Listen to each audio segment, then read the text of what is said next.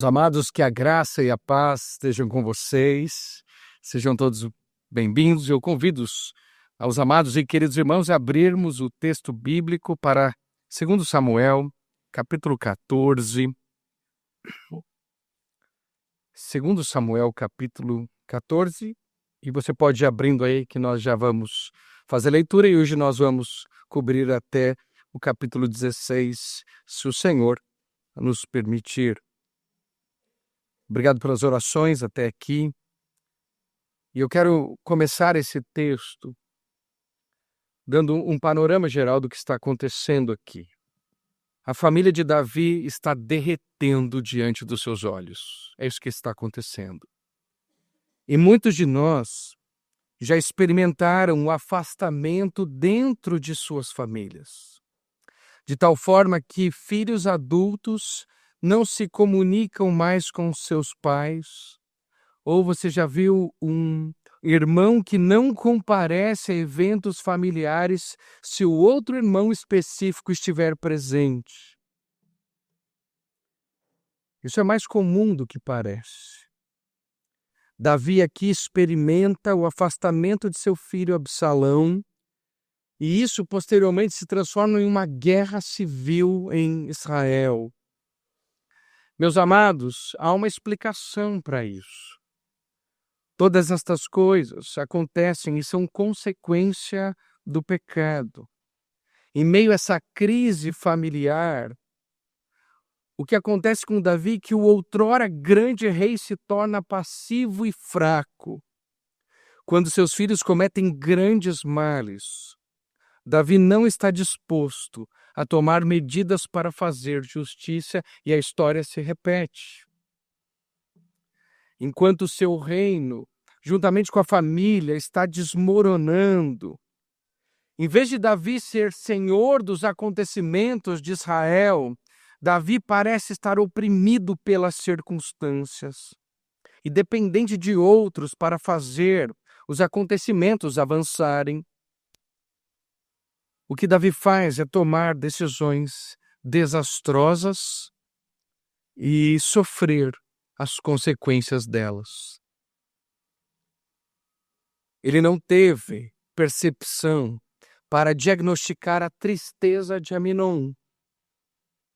Ele não teve discernimento para evitar uma tragédia, uma loucura em Israel por meio de Aminon, seu filho. Não teve pulso suficiente para puni-lo depois de um ato incestuoso. Não teve compaixão suficiente para acolher e consolar Tamar, sua filha, trazendo-a para debaixo de suas asas. Não teve discernimento necessário para ver o ódio velado no coração de Absalão durante 2 anos. Não teve perspicácia suficiente para abortar o plano de Absalão de matar seu próprio irmão, mesmo quando ele lhe deu a senha da tragédia.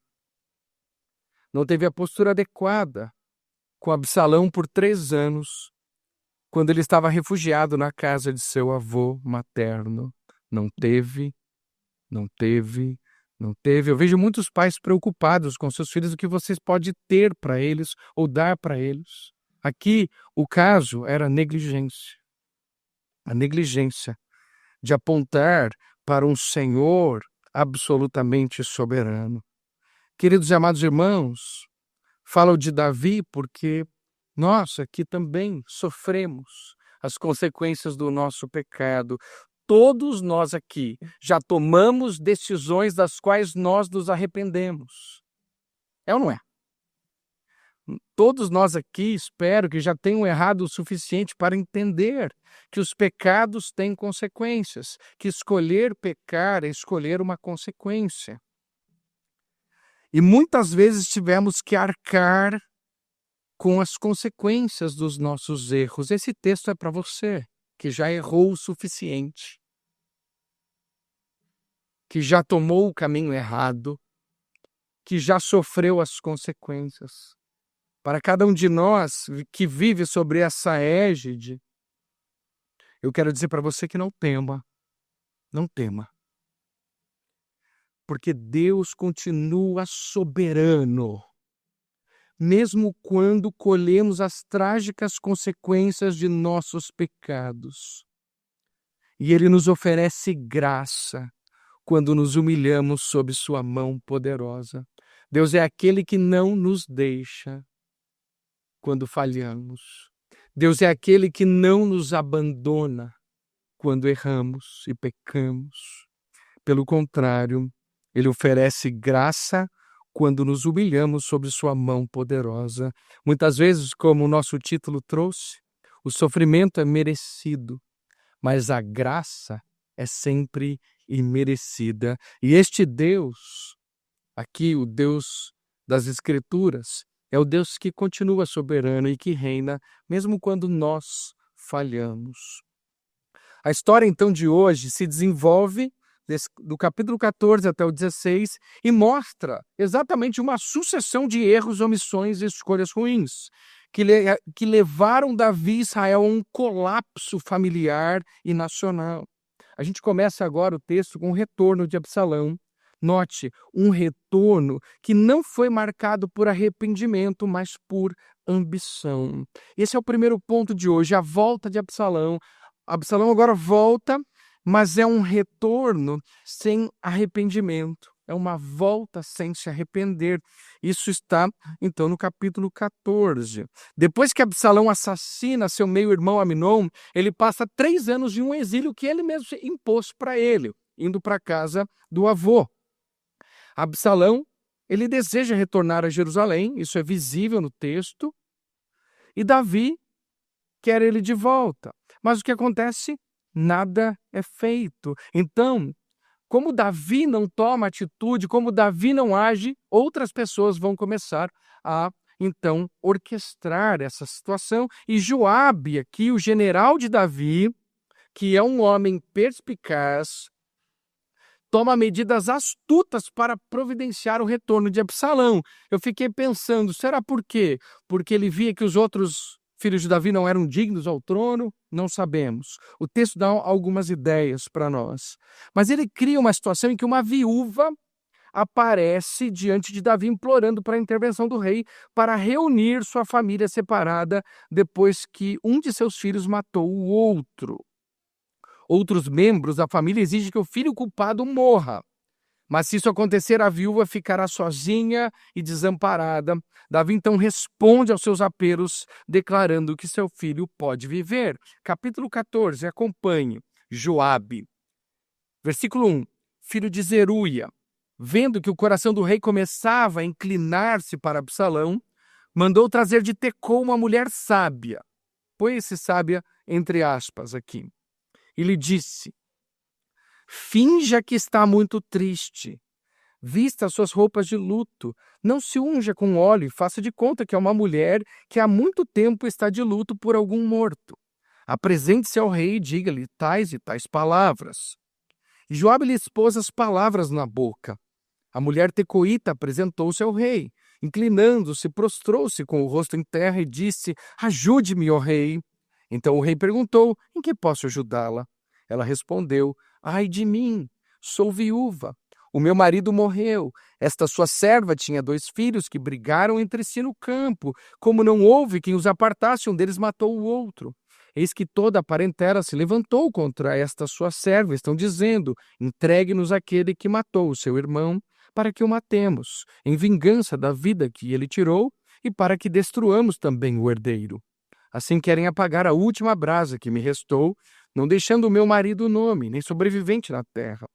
O rei disse à mulher: vá para a sua casa e eu darei ordens a seu respeito. Mas a mulher tecoíta disse ao rei: ó rei, meu senhor, que a culpa caia sobre mim e sobre a casa de meu pai. O rei e seu senhor, o rei e seu trono sejam inocentes. Então o rei disse: se alguém falar contra você, traga-o aqui, e ele nunca mais a incomodará. A mulher acrescentou: que o rei se lembre do Senhor, seu Deus, para que os vingadores do sangue não se multipliquem e exterminem o meu filho. Davi respondeu: tão certo como vive o Senhor, não há de cair no chão nenhum só dos cabelos de seu filho. Davi, nesse momento, provavelmente espera que ela se retire com uma súdita legal e grata. Afinal, o seu pedido foi concedido. Mas, em vez disso, a viúva arma sua armadilha e revela seu verdadeiro propósito, que é, como nós lemos em nome de Joabe, persuadir Davi a deixar seu filho banido retornar a Jerusalém, assim como o rei estava disposto a deixar o filho banido da mulher retornar em segurança para ela.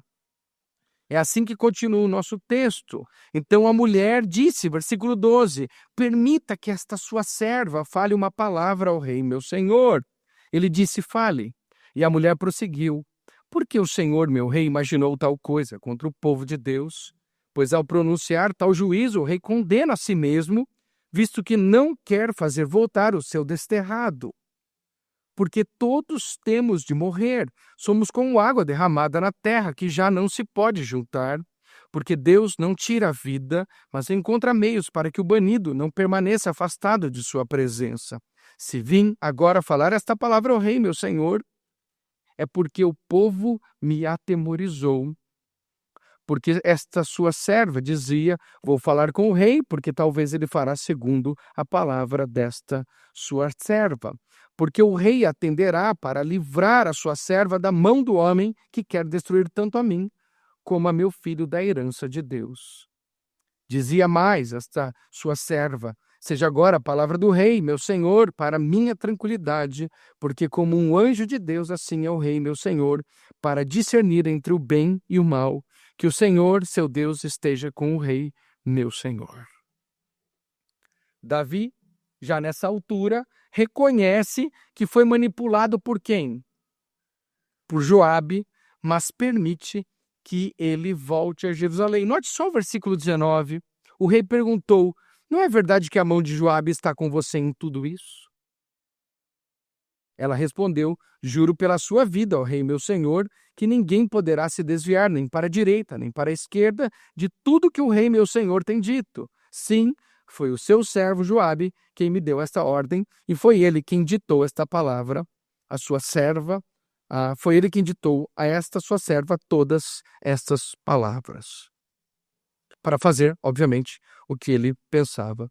O que é triste nessa situação é que aqui não é Davi quem lidera a sua família, é Joabe quem dita os cursos da sua família. A negligência de Davi, a omissão de Davi abre portas para que outros ocupem essa posição. No entanto, ele continua relutante em conceder uma audiência pessoal com Absalão. Versículo 24. Diz assim, mas o rei disse que ele volte para sua casa e não veja a minha face.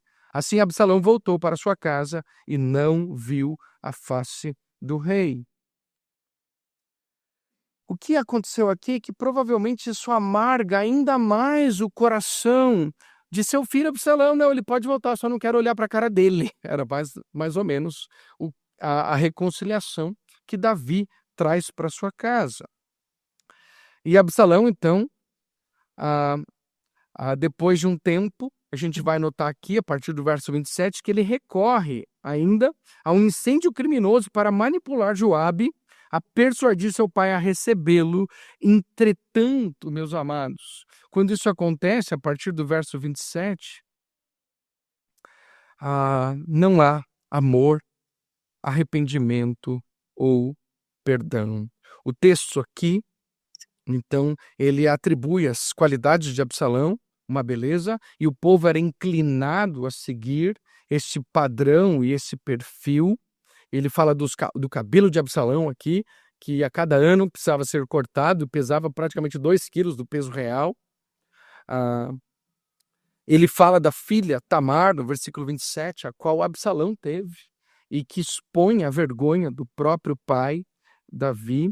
Então, ele, a partir então, é admitido à presença do rei, versículo 28. Absalão ficou 2 anos em Jerusalém sem ver a face do rei, então mandou chamar Joabe para enviar o rei, mas Joabe não quis vir, e o rei, versículo 33, chamou Absalão e se apresentou diante dele, e inclinou-se sobre o rosto em terra, e o rei o beijou. É interessante que eles se encontram meio a contragosto.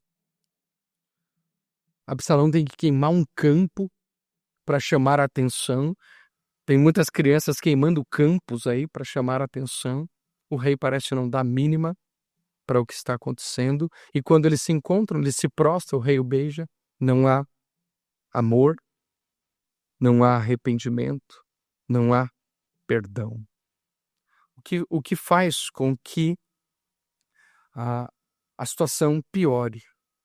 Mais uma vez aqui, Davi parece fraco e indeciso, pois só age quando outros o forçam a fazê-lo. E aqui eu chamo cada um de nós a nossa responsabilidade.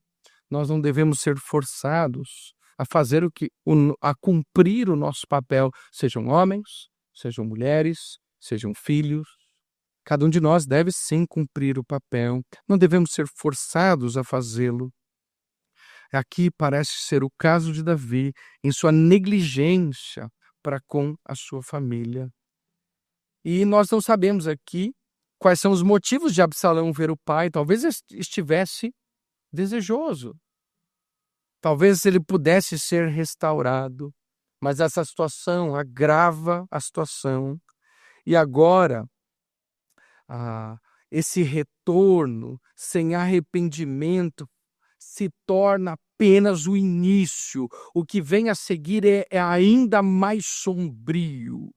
A conspiração cuidadosamente arquitetada por Absalão, que usa sua aparência, carisma e astúcia para manipular o povo e usurpar o trono de seu pai. Se nós tínhamos um retorno sem arrependimento, agora vamos para a conspiração de Absalão, onde há carisma sem caráter. Carisma sem caráter, e esse é o capítulo 15. O que acontece aqui é que depois de manipular Joabe, seu pai, para que o deixasse retornar a Jerusalém, Absalão manipula o povo de Israel para transferir sua lealdade para ele, com pompa e circunstância, ou melhor aqui, com pompa e ostentação. Ele cria uma imagem pública popular. Quando eu li esse texto, parece que foi aqui que surgiu a estratégia das campanhas para vereador. Cheguei a essa conclusão, só que parece... Obrigado. Só que parece muito as estratégias atuais. Isso aqui está acontecendo 1000 anos antes de Cristo. Mas note, capítulo 15. Depois disso, Absalão arranjou uma carruagem, cavalos e 50 homens que corressem na sua frente. Ele se levantava cedo e ficava à beira do caminho que levava ao portão da cidade. Quando passava um homem que tinha alguma demanda que devia ser submetida ao rei para julgamento, Absalão o chamava a si e lhe dizia: "De que cidade você é?" Quando ele respondia: "Este seu servo é de tal tribo de Israel", Absalão lhe dizia: "Olhe, a sua causa é boa e justa, mas você não tem quem o ouça da parte do rei." Absalão dizia mais: quem me dera ser juiz na terra, para que viesse a mim todo homem que tivesse demanda ou questão, para que eu lhe fizesse justiça." Ele também rouba o coração do povo, alegando que será um líder mais justo e atencioso que seu pai, e lisonjeando ou bajulando seus futuros súditos. Olha o verso 5. Também, quando alguém se aproximava para inclinar-se diante dele, ele estendia as mãos, abraçava-o e o beijava. Absalão agia desta maneira com todo Israel que vinha ao rei para pedir justiça, e assim conquistava o coração dos homens de Israel. Então, a gente vê aqui a estratégia de alguns anos, 4 anos, né? Dá bem o período de campanha, né? Para vereador, né? Eu falei para vocês que eu vi ali, né? Você arranja as pessoas, arranja um carro, fica ali dizendo: quando eu for, né? Quando eu for, vocês vão ver, né? E aí, essas coisas que a gente vê. Então, eu coloco aqui o marco zero, nunca vi nenhum texto antes, talvez tenha, tá? Textos semelhantes a esse, mas a atitude, vamos assim dizer, é uma atitude mentirosa, ok? É desleal, é desonesto, para não dizer outra coisa, corrupta. Então é isso que nós temos aqui com Absalão. E assim, ele esperou o momento oportuno para executar seu plano de assassinar. Assim como ele esperou o momento oportuno para assassinar o seu irmão, ele espera o momento certo para então assassinar ou roubar o trono de seu pai. A partir do verso 7, o texto diz assim: ao fim de 4 anos, Absalão disse ao rei: deixe-me ir a Hebrom cumprir o voto que fiz ao Senhor. Porque quando estava morando em Jesur, na Síria, e seu servo fez um voto dizendo: se o Senhor me trouxer de volta a Jerusalém, prestarei culto ao Senhor. Então o rei disse: vá em paz. E Absalão levantou-se e foi para Hebrom. Mas também olha o versículo 10. Absalão enviou emissários secretos por todas as tribos de Israel. Quando ouvirem o som das trombetas, digam: Absalão é rei em Hebrom. E de Jerusalém foram com Absalão 200 homens convidados, porém iam na sua simplicidade, porque nada sabiam daquele plano. E você tem toda uma estratégia aqui. Davi, ele diz uma coisa, ele faz outra. Davi não, Absalão, ele diz uma coisa e ele faz outra. Ele não vai adorar em Hebrom. Ele vai se proclamar rei em Hebrom. E, paralelo a isso, ele manda os seus espiões secretos, né? Aqui, né? Ele vai aqui, os seus emissários secretos, que vão minando, comendo pelas beiradinhas, espalhando as suas intrigas e fazendo os seus emissários secretos. E eles vão minando e destruindo a estrutura aqui. E finalmente, então, ele se proclama rei. É interessante que ele leva consigo 200 nobres inocentes. Isso é sempre tem aqueles que entram, vamos assim dizer, como que eu posso chamar? Eles entram de gaiato na história. Sempre tem, o padrão é o mesmo, né? Então, existem pessoas maldosas, existem as pessoas que vão trabalhar dessa forma intencionalmente, sim.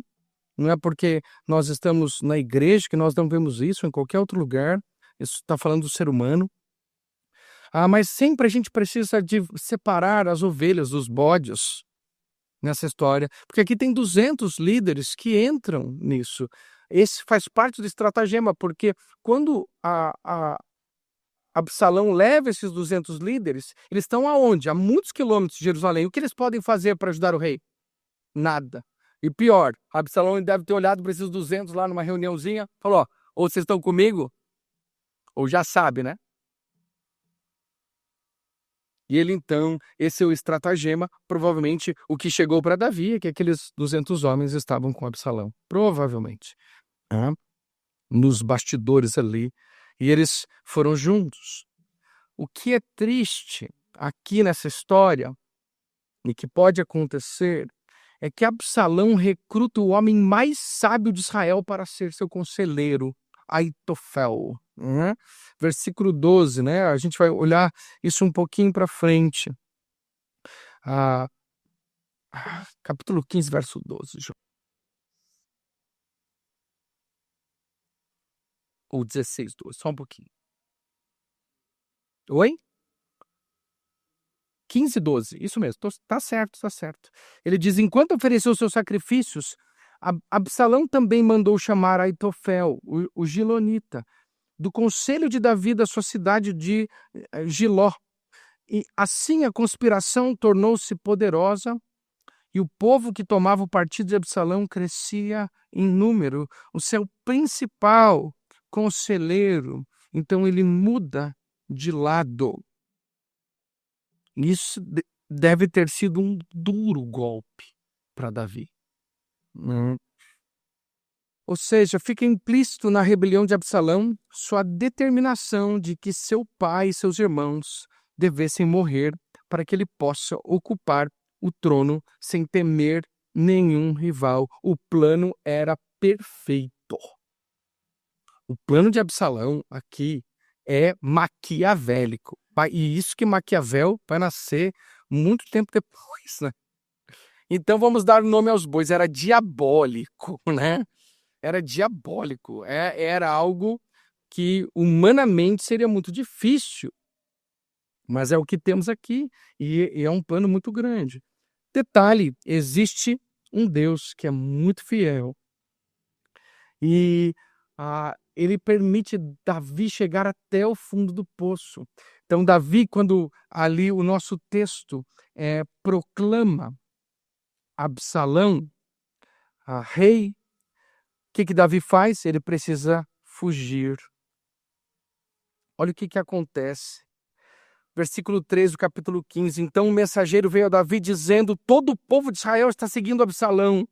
Diante disso, Davi disse a todos os seus servos, estavam com ele em Jerusalém: levantem-se e vamos fugir, porque não poderemos nos salvar de Absalão. Saiam o mais depressa possível para que ele não nos alcance, lance sobre nós a ruína e passe a cidade a fio de espada. Davi entendeu ali que ele chegou no fim da linha. Eu amo essas partes. E eu amo esses... Eu não sei se você já ficou ali, nessa posição, quando você fala: não tenho mais o que fazer. Acabou para mim. Vambora. Acabou. Acabou, gente. Vamos pegar nossa malinha, pegar nossa trouxinha e vamos embora. Pessoal, tantas vezes isso aparece na Escritura, Deus esgotando os seus fiéis. Davi precisava disso. E Davi, agora ameaçado por seu próprio filho, precisa tomar a decisão dolorosa de fugir de Jerusalém. Mas é justamente na fuga que vemos lampejos da renovação da fé de Davi e um coração mais sensível à vontade de Deus. Isso é Deus trabalhando na vida dele. Até aqui, então, era uma sucessão de erros e tragédias, de situações tão doloridas, consequências tão ruins. E agora Deus fala assim para ele: vamos para o deserto. Foi lá que eu te ensinei e você esqueceu o que eu te ensinei.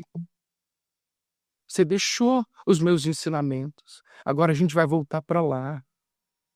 Desce do teu trono. Desce do teu trono. Tira suas vestes reais. Tira tudo. Pega só um pouquinho. E você vai ter que sair correndo. Não dava para levar mudança, pessoal. Ele estava fugindo. E ele então vai para o deserto. O eco disso vai estar lá em Apocalipse, quando ele diz para a igreja de Éfeso: lembra das tuas primeiras obras. Tenho, porém, contra ti que abandonaste o teu primeiro amor. Volta. Deus, Davi indo, na verdade é Davi voltando. E essa é a bênção de Deus. O plano era perfeito. Satanás aqui achou que conquistou a vitória. Detalhe, Deus existe. E ele ainda é soberano.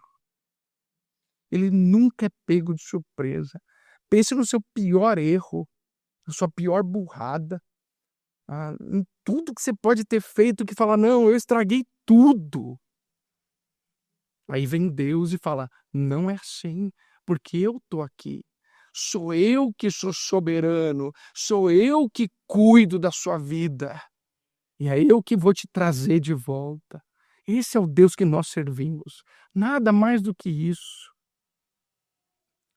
Davi que chega ao ponto mais baixo, quando precisa fugir para salvar a sua vida, a fim de escapar de ser assassinado pelo seu próprio filho. Mas é aí que Deus começa a agir. E o que ele faz aqui, pode seguir, é separar as ovelhas das cabras. Davi até agora foi manipulado, não foi? Davi não agia mais por conta própria. Era todo mundo mandando o que ele tinha que fazer. Agora falou: Davi, Eu vou tirar essas pessoas de perto de você. Eu vou separar aqui as ovelhas dos bodes. Tá na hora da limpa. O primeiro deles que vai sair de perto de você, obviamente, vai ser o próprio quem? Absalão. Ovelha ou bode? Você aqui, primeira fileira. O que vocês acham? Bode, isso aí, acertaram, tá? Primeiro, ficou ali incomodando 4 anos. Imagina lá você trabalhando, tem um cara 4 anos, minando o seu trabalho, detonando o que você faz, te denegrindo o tempo todo, falando mal de você. Era Absalão à porta. Imagina, da visão lá, e a atitude dele é muito ainda inocente, de certa forma. O rei pergunta para a mulher: em que posso ajudá-la? O coração estava aqui, ele queria ajudar, ele queria fazer o que ele tinha que fazer. Limitado, cheio de problemas em casa, sim, mas esse era o coração dele: em que posso ajudá-la? E ele sempre procura fazer justiça, tanto no caso de Natã, quando ele conta a história da ovelhinha, quanto agora dessa mulher. Ele procura fazer justiça, mas Absalão estava à porta ali. Ele fica todo esse tempo. Esses, como se diz, esses emissários secretos do inferno. Que dano que eles fazem, que dano que eles causam. Absalão, então, precisava ser retirado. Esse foi o primeiro. Então, não ligue quando Deus tirar essas pessoas da sua vida.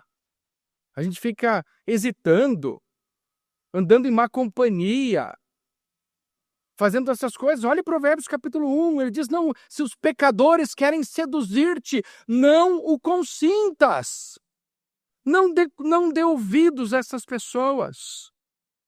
Não dê ouvidos a elas. O primeiro deles, Absalão, e foi meio automático. Mas Davi encontra outros amigos leais enquanto foge. O primeiro deles é Itai, o geteu. Olha lá. Davi deixa 10 concubinas para cuidar do palácio e ele sai com alguns só. Ele não conseguiu. Também toda a guarda real e todos os geteus, 600 homens que o seguiram de Gate, passaram diante do rei. O que acontece aqui é que toda a nação estava com Absalão. Toda a nação. Pouquíssimos ficaram com Davi. Uma pequena partezinha de um país inteiro. Mas é nessas horas que Deus levanta os nossos amigos. Por isso que eu coloquei a fuga de Davi, fidelidade sem barganha. E essas são as melhores pessoas do mundo. Elas são fiéis por quê? Porque elas são fiéis. Elas não têm que receber nada em troca. Elas são simplesmente fiéis. Essas pessoas são extraordinárias. Senhor, me manda uns 10 Itais. E ele disse a Itai o geteu: por que também você está indo conosco? Volte e fique com quem vier a ser o rei, porque você é estrangeiro e desterrado de sua pátria. Você chegou ontem, e porque hoje eu já o levaria conosco a vaguear, quando eu mesmo não sei para onde vou. Volte e leve consigo seus companheiros, e que a misericórdia e a fidelidade o acompanhe. Porém, Itai respondeu ao rei: tão certo como vive o Senhor Deus e como vive o rei meu senhor, no lugar em que estiver o rei meu senhor, seja para a morte, seja para a vida, lá estará também este seu servo. Então Davi disse a Itai: vá e passe adiante. E assim passaram adiante Itai, o geteu, todos os seus homens e todas as crianças que estavam com ele. Toda a terra chorava em alta voz. E todo o povo também. O rei passaram o ribeiro de Cedron, seguindo o caminho do deserto. Uau! Imagina as crianças passando à frente. Passa. Aqui a gente tem o eco de quem? Vamos ver se vocês conseguem. De Ruth, a Moabita. Você tem o eco dela? Não. Eu não estou aqui, Davi, por causa de você. É o Deus de Davi aqui que estava falando mais alto. É o Deus que nós dizemos servir. As nossas inclinações não são políticas, não tem nada a ver com poder, tem a ver com ser fiel a esse Deus quem nós servimos. E interessante que Davi fala, você chegou ontem e já é fiel hoje. É isso mesmo, gente. Fidelidade não tem que ficar esperando. Um dia eu vou ser fiel. Já viu essa? Não fale isso, né? Um dia eu vou ser fiel. Um dia. Não, você chegou ontem e já é fiel hoje. Fidelidade é caráter. É o nosso caráter diante de Deus. E a gente vai procurar ser cada dia mais fiel. É uma luta. Mas parece que como Ruth, Tai não está apenas seguindo Davi, mas o Senhor. Zadok e os outros sacerdotes também permanecem leais a Davi. 24. Eis que Zadok também estava ali, e com ele todos os levitas que levavam a arca da aliança de Deus. Puseram ali a arca de Deus até que todo o povo acabou de sair da cidade. Então o rei disse a Zadok, leve a arca de Deus de volta para a cidade. Se eu encontrar favor aos olhos do Senhor, ele me fará voltar para lá e me deixará ver tanto a arca como a sua habitação. Se ele, porém, disser, não tenho prazer em você, eis-me aqui. Faça de mim o que achar melhor. Que coração! Senhor, me dá um coração desse. Me dá um coração desse. Que está disposto a fazê-lo. E aí, vamos voltar. Itai, cadê? Itai, ovelha ou bode? Ovelha, opa, se não... E Zadok? Ovelha, tá certo, tá certo. Aí, esse meu time aqui, a minha linha de frente aqui é fenomenal, né? É ovelha também. Então, as ovelhas é muito bom. Lembra que Davi era o pastor de Israel. Ele era conhecido como o pastor de Israel. Então, tá lá, né? Então, você tem lá Zadok e Itai, ovelhas ali. É interessante o que Davi faz aqui. E eles, o que fazem? Olha a coragem desses caras, é fenomenal. Zadok fala, levitas, peguem a arca. Bora, vamos de arca e tudo. Os caras são muito fera. Os caras lá, do jeitinho certo, né? No ombro, pá. Levou. Davi olha, o que vocês estão fazendo aqui com a arca? A gente volta com essa arca lá. Volta com essa arca, né? O que vocês estão fazendo?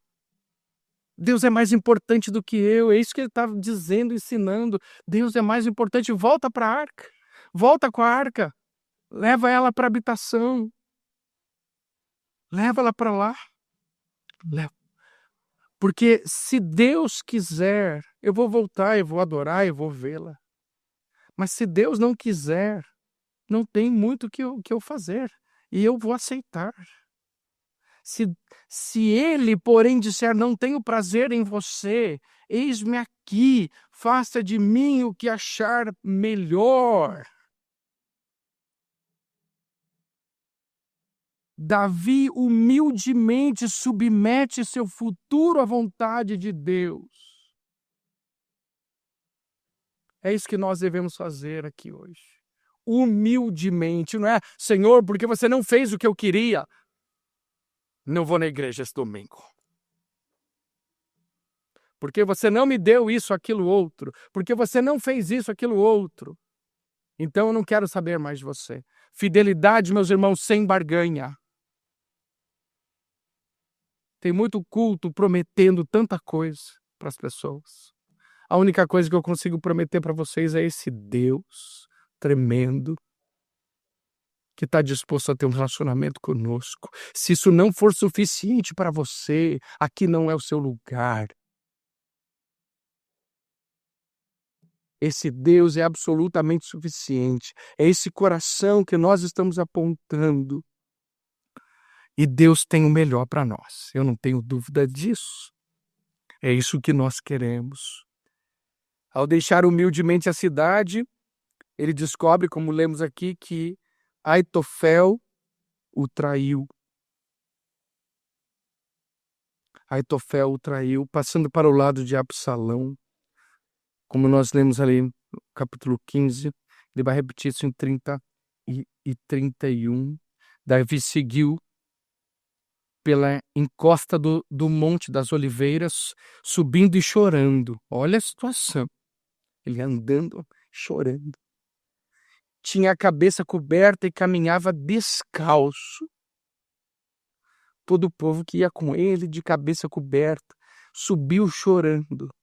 Então contaram a Davi que Aitofel estava entre os que conspiravam com Absalão.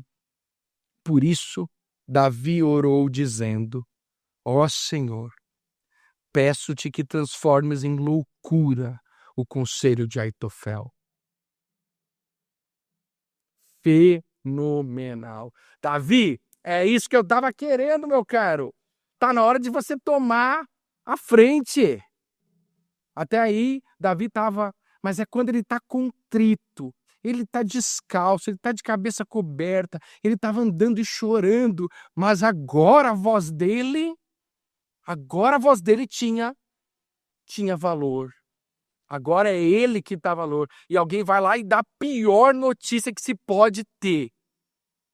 Ó, o cara que você mais amava te traiu. O teu conselheiro número 1 agora te traiu. O que Davi faz? Ele ora. Ele ora, ele falou: Senhor, eu conheço os conselhos dele. Transforma em loucura os conselhos dele. E interessante isso, né? E quando Davi chegou, olha a resposta. Deus vai lá e responde a oração. Quando Davi chegou ao alto do monte onde se costuma adorar a Deus, eis que Uzai, o arquita, veio encontrar-se com ele, de manto rasgado e com terra sobre a cabeça. Davi lhe disse: se você for comigo, será um peso para mim, mas se voltar para a cidade, disser a Absalão: eu serei o seu rei, seu servo, como no passado fui servo de seu pai, assim agora serei seu servo. Você poderá me ajudar a frustrar o conselho de Aitofel. Versículo 35. Os sacerdotes Zadok e Abiatar estarão lá com você. Conte a esses sacerdotes tudo que você ouvir no palácio real. Lá estão também os filhos dele, Aimaas, filho de Zadok, e Jonatas, filho de Abiatar. Por meio deles vocês podem me mandar notícias de todas as coisas que ouvirem. Então Uzai, amigo de Davi, foi para a cidade e Absalão entrou em Jerusalém. Uau! Os dois entraram juntos. Davi ora, Davi age. Ele vai agir. Ele falou: Uzai, seguinte, vai junto. Vai para lá. Eu quero que você preste atenção em Aitofel. Eu quero que você trabalhe ali. E é interessante que diz: Uzai foi para a cidade e Absalão entrou em Jerusalém. Absalão nem tinha ideia do que vai acontecer mais para frente. Então, você está lá, Uzai, bode ou ovelha? Ovelha, muito bom, tá? Muito bom. E aí, então, esse aqui, a gente já vê uma mudança. Davi agora já está voltando, pessoal. Graças a Deus, fala aí. Que ele estava há 2, 3 sermões, né? Ali, amargando lá nos pecados de Davi. Estava chato já. E aí, depois disso, ele chega ao topo da adoração, onde ele muda, bem nesse local mais alto, né?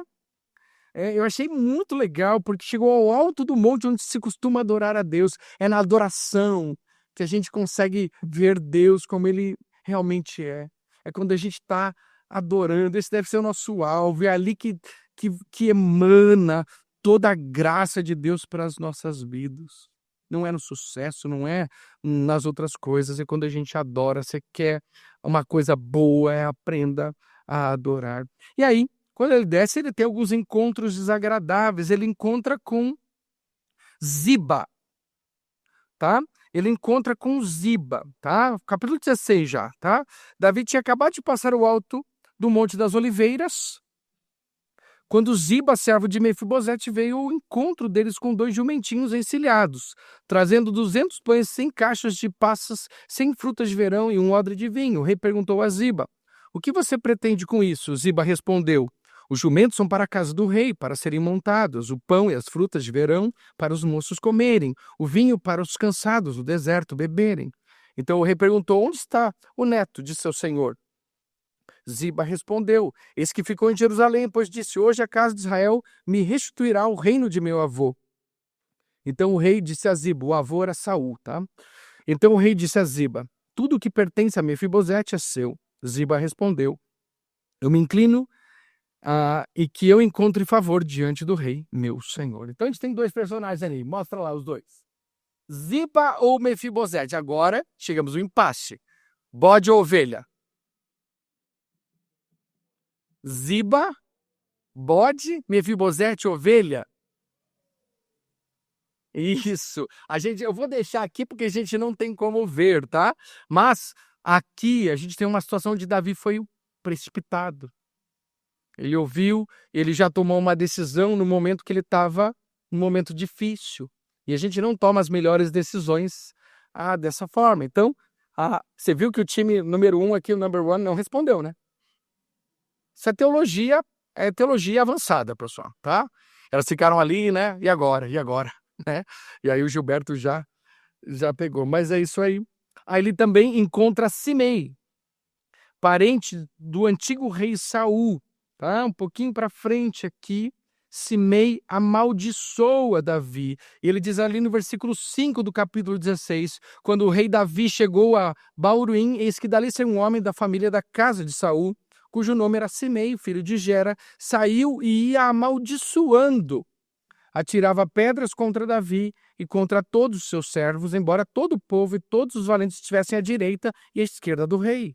Enquanto amaldiçoava, Simei dizia, fora daqui, assassino, homem maligno.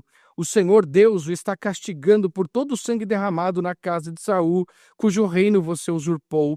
O Senhor já entregou o reino nas mãos de seu filho Absalão. Agora você caiu em desgraça porque é um assassino. Então Abisai, filho de Zeruia, disse ao rei, por que este cão morto amaldiçoaria meu senhor o rei? Deixe que eu vá lá e corte a cabeça dele. Mas o rei disse, que tenho eu a ver com vocês, filhos de Zeruia? Deixem que amaldiçoe, pois se o Senhor lhe disser amaldiçoe Davi, quem poderia perguntar, por que você está fazendo isso?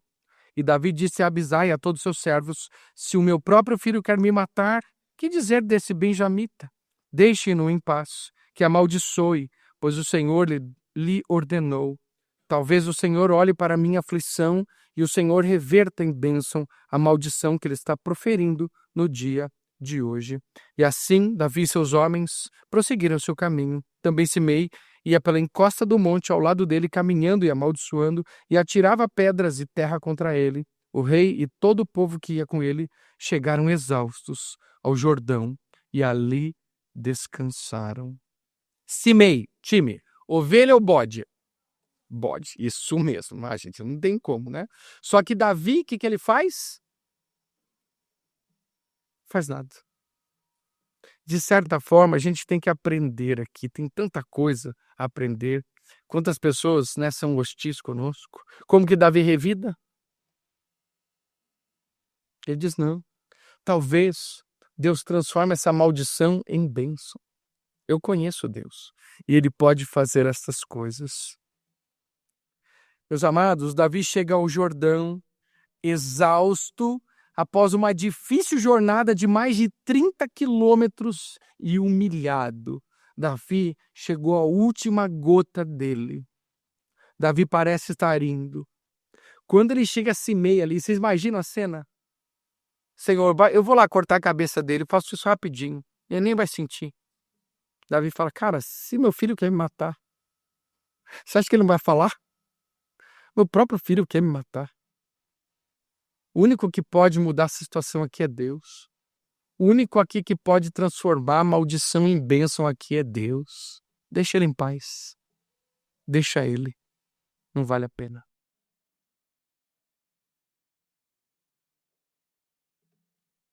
Davi parece estar indo, mas é exatamente o contrário. Davi já está voltando. É Deus trazendo Davi de volta. Esse é o Deus que nós servimos. Eu quero concluir aqui, é uma conclusão longa, tá, pessoal? Já vou avisar para você não ficar animado, né? É conclusão longa, tá? Essa não é apenas uma narrativa sobre um rei humano e seu filho rebelde, tá? é um espelho escuro que reflete a glória do verdadeiro rei que viria, Jesus Cristo. E a gente pode ver agora como essa narrativa aponta para ele. A hora mais sombria de Davi prenuncia quem? Jesus. Não sei se você percebeu, pois assim como o rei de Israel chorou ao subir o Monte das Oliveiras, com os pés descalços e o coração contrito, passando pelo ribeiro de Cedron, também o Rei dos Reis, Jesus, ali esteve, no jardim do Getsêmani, suando gotas de sangue, suportando o peso do cálice do juízo divino. Era o mesmo caminho, os dois passaram ali, Davi e o filho de Davi, Jesus Cristo. Davi, traído por aqueles a quem havia servido fielmente como rei libertador, espelha a rejeição que Cristo experimentou dos seus próprios, sendo entregue por aquele em quem depositar amor e confiança. Meus amados, nosso Senhor, contudo, em meio à dor da traição, demonstrou cuidado pelos que ainda lhe eram fiéis, livrando-os do mal e impedindo-os de retribuir afronta por afronta. Tal como Davi refreou os seus contra Simei, Jesus repreendeu Pedro que brandira a espada, pois o Cordeiro de Deus não veio para destruir, mas para salvar. Se Davi prenuncia Jesus, o quão grande também é a diferença entre Jesus e Davi. Pois se Davi padeceu pelas consequências de seus pecados, o Filho do Homem não, inocente, levou sobre si os nossos pecados. Davi, por graça, escapou da morte e foi restaurado. Foi restaurada a sua honra. Cristo, por obediência perfeita, entregou-se até a morte, e morte de cruz, sendo ressuscitado para nunca mais morrer, porque o Senhor se compraz no seu ungido. E agora, ó pecador, considera. O povo de Jerusalém era amigo de Davi enquanto tudo ia bem, mas abandonava-o quando sobrevinha a tribulação. Não é assim também como o Filho de Deus? Multidões o aclamam quando ele multiplica os pães, mas pouquíssimos o seguem no caminho estreito da cruz. És tu amigo de Cristo apenas nas bênçãos? Ou serás como aqueles poucos fiéis dispostos a tomar tua cruz e seguir o Mestre, mesmo quando o mundo inteiro parece estar contra ele? Vocês conhecem Atanásio?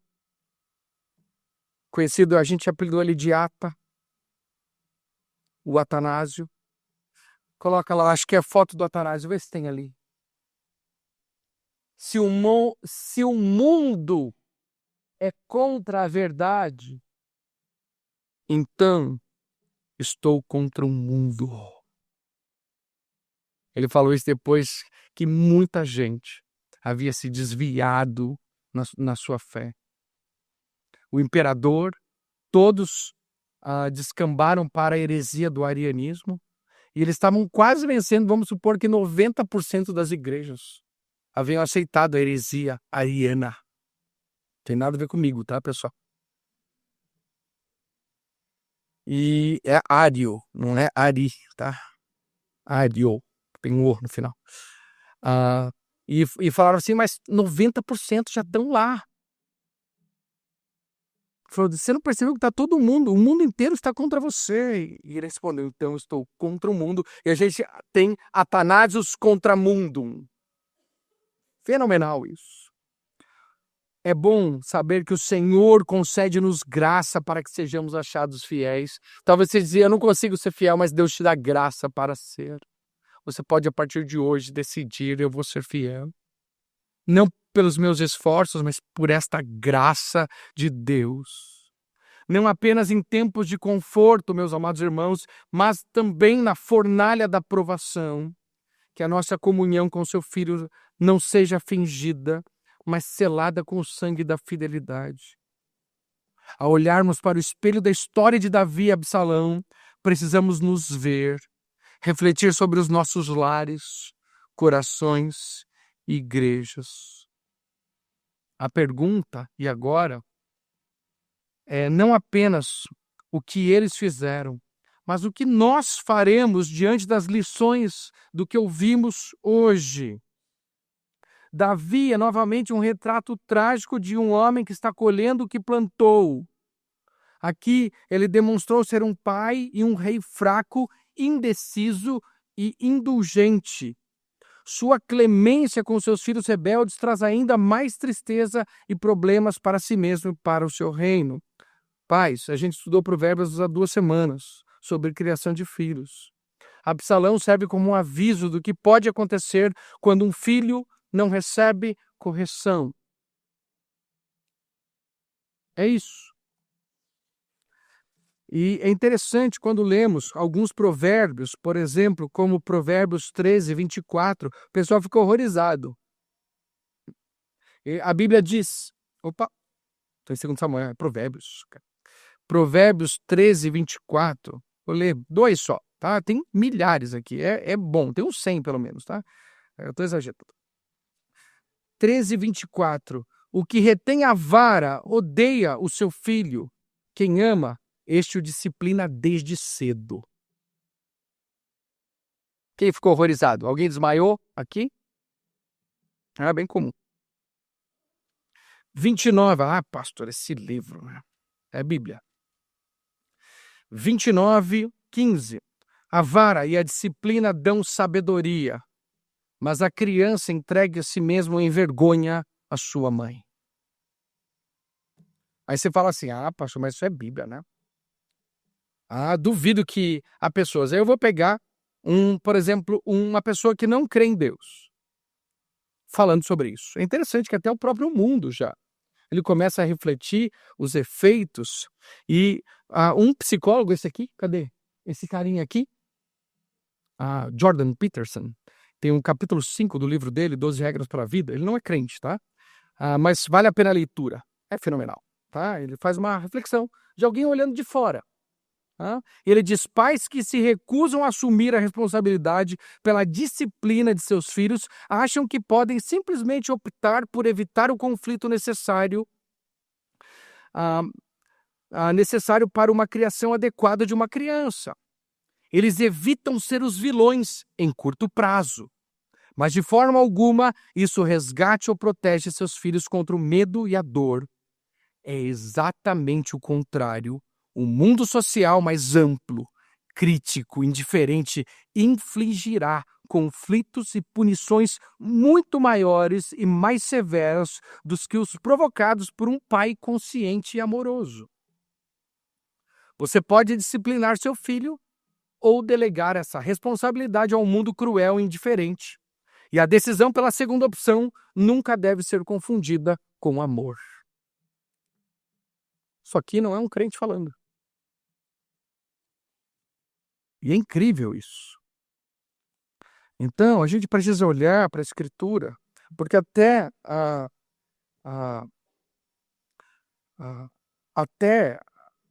muitos incrédulos já estão percebendo os danos de não educar os nossos filhos. Lembrando que, quando se trata da vara e da disciplina, nós não estamos falando em bater nas crianças, coisas assim. Nós não somos favoráveis a bater em ninguém, muito menos em crianças. Nós estamos falando da vara, da disciplina, da correção. A punição física, e essa é uma pergunta importante, Absalão já era grande, né? Mas talvez é desde cedo, né? A Bíblia diz. Talvez isso mude, porque uma prisão é uma disciplina física. Às vezes eu vejo aquelas fotos, sabe? Do pessoal, tudo lá na FEBEM, antiga FEBEM, né? Hoje não tem mais FEBEM, hoje eles deram um nome mais bonito, né? Mas você via todos aqueles adolescentes só de cueca, debruçados assim, como animais ali, as pessoas com espingarda de sal, com chicotes, situações, punições físicas. Você que escolhe. Você que escolhe. Quem vai disciplinar o seu filho? Você pode escolher. Pode ser você, de uma forma amorosa e controlada, cuidadosa. paciente, em doses bem pequenininhas, ou um mundo cruel, indiferente, que não vai poupá-lo? Não vai poupá-lo, nem que ele fique na sua casa até 60 anos. Ainda o mundo vai estar com a faca na bota atrás dele. E é isso que acontece. Então, cuidado, né? O que pode acontecer com um filho que não recebe correção? Provérbios também nos adverte contra os bajuladores, tá? Cuidado com pessoas bajuladoras, que manipulam os outros para os seus próprios fins, né? Você tem aquela mulher sábia, você viu como ela bajula o rei Davi? Chega a me dar um disgusting, assim, eu fico até meio enojado lá, olhando a mulher sábia lá, rei, pipipipipipipipi, chatice aguda. Aí eu ia falar, você, vai lá e corta a cabeça dela. Não ia fazer isso, tá? É uma tendência minha, né? Né, cara, né? Então, mas o que acontece? Você tem Joabe, você tem um monte dessas pessoas bajuladoras que manipulam os outros para os próprios fins. Fiel é aquele que fala a verdade para nós, que tem coragem de falar, olha, eu tô pensando isso, queria conversar com você sobre isso. Bajulação nunca é um bom caminho, tá? Também, meus amados, cuidado, tá? Para não ir na onda dessas pessoas, tá? O princípio parece chocante que o povo que havia sido tão abençoado com vitória, prosperidade e paz, se a gente lembrar, foi Davi que subjugou os filisteus, o maior inimigo de Israel. Eles esqueceram tudo e mais um pouco. Eles não lembraram de nada, eles mudaram de lado. E aí se voltaram tão rapidamente ao traidor Absalão. Eu fico pensando, cuidado, gente, porque é uma tendência. Assim é a natureza humana inconstante. Vocês acham que isso é possível ou não? Claro que é. Você pega o próprio Churchill, né, que foi destituído do cargo de primeiro-ministro logo após liderar a Grã-Bretanha na Segunda Guerra Mundial. A pessoa que ganhou a Segunda Guerra Mundial, destituído. Outras, João Calvino, destituído da igreja, mandaram embora o João Calvino. Mandaram embora. Como que pode mandar embora o João Calvino? Mandaram embora. Diz que é que ele era muito severo também, gente. Ele tinha umas coisas que ele fazia, tipo mandava aprender quando você não ia na igreja, né? Eu acho barato isso, porque ele passou, né? E ele que dizia lá, vai comer pão e água, tá? Ele que fazia o cardápio, né? Pão e água, né? Mas diz que todos os cachorros de Genebra chamavam Calvino nessa época. Jonathan Edwards, porque se recusou a dar ceia para incrédulos. Ele se recusou, falou, não vou dar ceia para incrédulos. Foi mandado embora da igreja. Mandado embora. Quando Jonathan Edwards saiu, ele disse, Deus sabe onde eu estou. Como Paulo ficou sozinho, mas não foi abandonado. É interessante, meus amados, que as pessoas, e eu preciso falar isso para vocês, nos decepcionam, até mesmo nos traem. Isso faz parte da vida, tá bom? Não fique chocado com essas coisas. O apóstolo Paulo foi abandonado por aqueles que deveriam ter permanecido ao seu lado. O apóstolo Paulo falou, todos me abandonaram. Não ficou ninguém. Não podemos depositar nossa confiança máxima na humanidade, mas somente no Senhor. Isso inclui os pastores, isso inclui os líderes, qualquer um. Cuidado, tá? Porque Deus não nos abandonará, nem nos desamparará. Ponha sua confiança inteiramente no Senhor, que é melhor. E confie nos seus líderes também. Eu quero também deixar um recado aqui para a liderança, porque muitos ensinam que os nossos líderes podem ficar procurando absalões aí, e alguns líderes têm medo disso, mas não precisam temer. As Escrituras ensinam que os nossos líderes, incluindo pastores, precisam ser responsabilizados e, se necessário, disciplinados quando estão em pecado ou erro. Então, a verdade é que pastores também podem errar e precisam ser responsabilizados e disciplinados, tá? Esse texto aqui não é para dizer que os líderes, né, não podem errar e coisas assim, mas já já pode acontecer. Por último, nós também podemos enfrentar cimeis.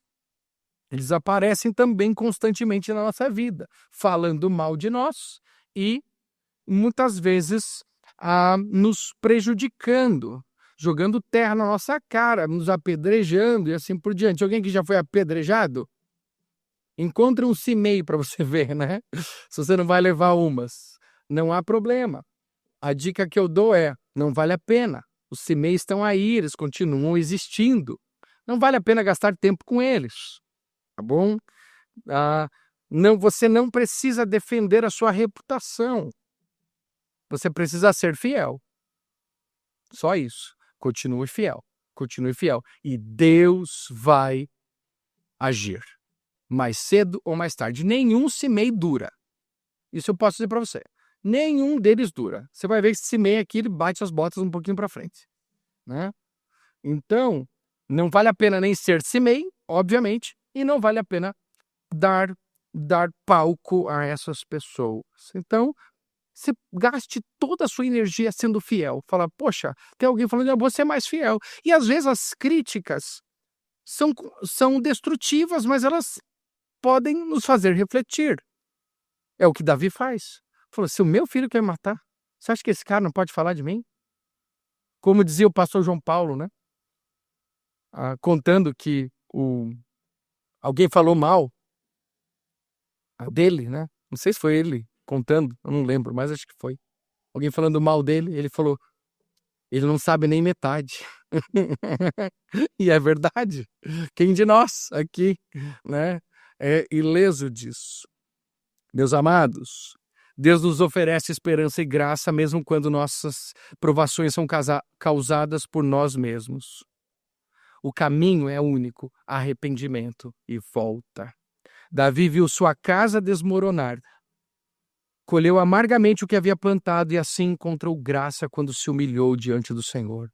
Hoje é o nosso dia de nos humilharmos diante de Deus, de cairmos de joelho diante dele. Hoje é dia de arrependimento e de volta. Talvez você também veja rachaduras em sua família, feridas não curadas ou dores que parecem irreversíveis. Mas lembre-se, mesmo quando colhemos as consequências dos nossos pecados, Deus continua soberano e sua graça ainda está disponível para aqueles que se rendem a Ele. O trono de Davi vacilou, mas o trono de Cristo permanece firme. O rei ferido ainda reina. Ele nos chama a confiar, a seguir e a permanecer fiéis, mesmo quando tudo à nossa volta parece desabar. Volte hoje, volte-se para Ele. Vamos orar. Obrigado, Senhor, Deus Altíssimo, Tu que és santo, Senhor, em todos os teus caminhos e justo em todos os teus juízos. Nós nos prostramos diante de Ti, ó Deus, pedindo que os nossos corações sejam quebrantados, reconhecendo que, como Davi, muitas vezes temos semeado na carne e colhido lágrimas. Livra-nos da passividade diante do pecado, da indiferença no lar e da cobiça do poder. Purifica-nos da vaidade e do espírito de rebelião que muitas vezes habita em nós. Senhor, eu quero pedir a Ti, torna-nos pais vigilantes, não negligentes, líderes piedosos, discípulos e filhos obedientes, que não nos contentemos com aparência de piedade, mas que sejamos transformados de dentro para fora, Senhor. Guarda-nos da lisonja dos homens, da bajulação e do engano do nosso próprio coração. Ensina-nos a confiar em Ti mesmo quando todos nos abandonam.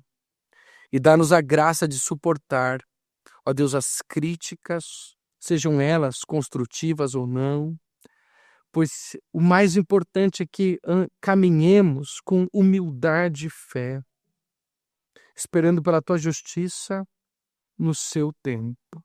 Senhor, nos faz humildes hoje. Não permita nenhuma altivez, nenhuma arrogância. Que a nossa vontade seja submissa completamente à tua vontade e que possamos aceitar aquilo que o Senhor tem para nós. Nosso Deus,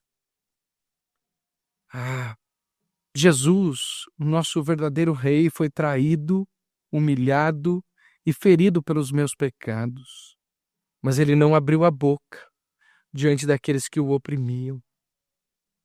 Nos ajuda, Senhor, a te seguir mesmo no caminho estreito, mesmo quando isso custa tudo. E hoje à noite, Senhor, que aqueles que não ainda creram em Cristo como Salvador, esta noite eles possam crer naquilo que Jesus fez, morrendo no lugar dos pecadores. Assim, ó Deus, eu chamo os pecadores que venham a Ti, Senhor, que creiam em Ti e tenham a sua vida transformada. Sela em nós, Senhor, a Tua palavra que ouvimos hoje por meio do Teu Espírito Santo. Faz com que ela produza frutos dignos de arrependimento. Que a Tua palavra traga paz aos nossos lares. Que a Tua palavra traga temor no nosso coração. E que a Tua palavra nos faça fiéis até o fim. E em nome de Cristo Jesus, aquele que foi humilhado, mas exaltado, é que nós oramos. Amém.